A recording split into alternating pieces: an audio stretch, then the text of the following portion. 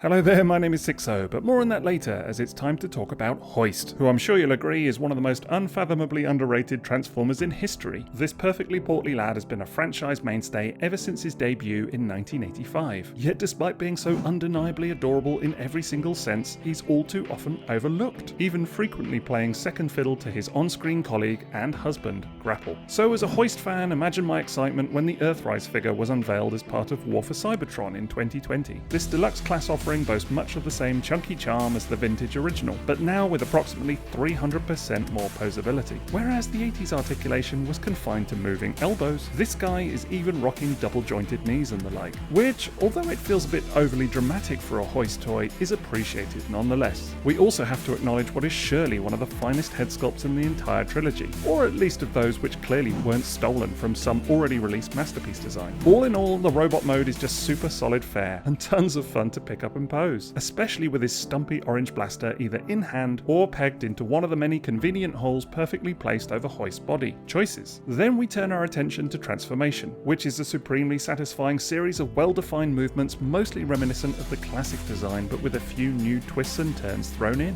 There's an unmitigated joy in how it all comes together with the kind of precision click into place sadly lacking on some modern releases, and leaving you with a delightfully daft alternate mode into the bargain. True, there might be a fair whiff of kibble towards the underside, and sure, the interactive tow truck play feature doesn't work quite as smoothly as it did on the vintage figure, but that aside, there's plenty to admire here. Besides, if nothing else, how can you not love a bot who looks like he's turned up to the office Christmas party wearing his best festive jumper? They're the same picture. In conclusion then, it all adds up to a worthwhile descendant of the original toy. This Hoist is enough to make you marvel at how good it is. TTFN.